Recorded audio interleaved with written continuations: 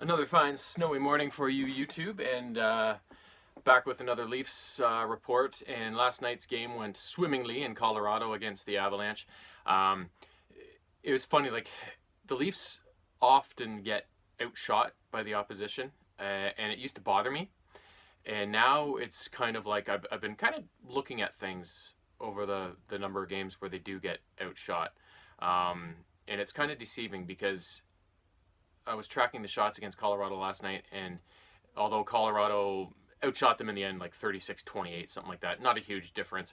I was looking at the distance of the shots taken, and in the first period, I think it was like the Leafs' average shot was like around 30 feet from the goal, whereas Colorado's was more like 50 feet. So, the Leafs are a highly skilled team, and I believe they try and generate more perfect chances, which sometimes can be frustrating because it's like you always see like an opportunity and shoot, and they don't, and they pass it up, and sometimes it backfires. But then other times it leads to these fantastic goals that you see their forward score, right? And that was the kind of game this was like.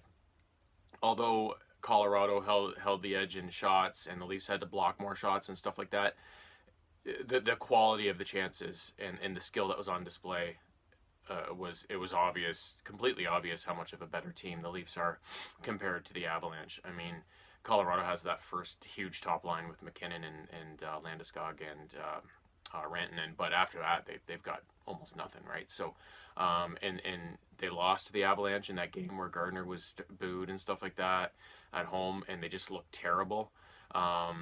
This was how they should have played in that game. Like, this was more like it. They were the first period was kind of ho hum. The pace was okay, but I don't know. It just seemed kind of eh.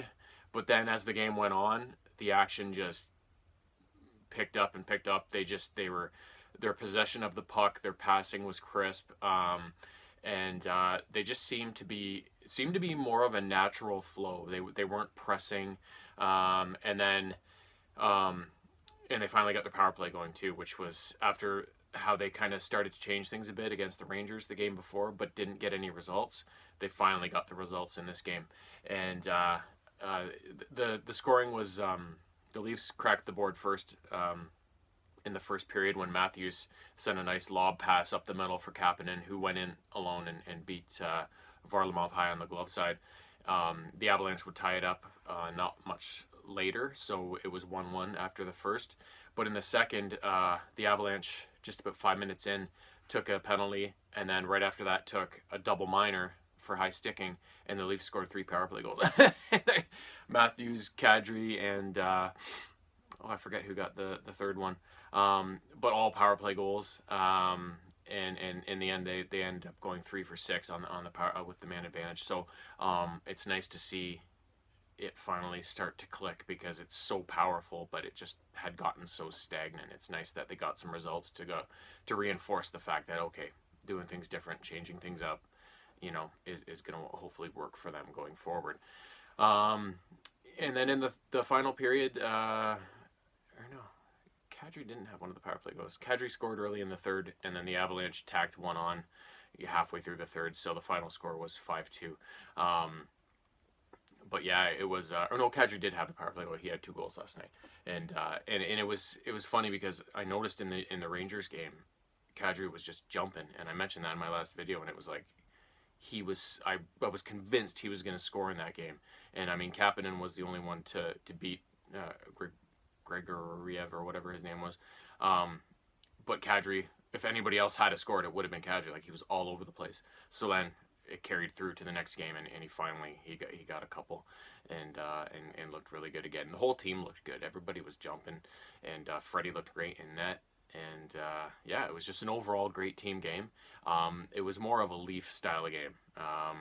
Their speed, their possession, their skill, and then with Muzzin now on the back end, throwing the body around, like, that's just added a whole new dimension to their defense that wasn't there since. I mean, Polak used to do a bit of that, but with him gone, it's been a really, other than Dermott likes to get into it a little bit, not as regularly as Muzzin, but he was really the only one who would throw the body around it all. And but now with Muzzin back there, it's really added that dimension of physicality to the defense, which is nice to see. So everything looks like it's going well. They're healthy. They got Muzzin throwing the body around now. Freddie's on the go, as he usually is this time of year. It's yeah, hopefully they can stay healthy, rack up the points, and maintain as much of home ice advantage in the playoffs as they can. And yeah, we'll see where this journey leads us. Have a great day.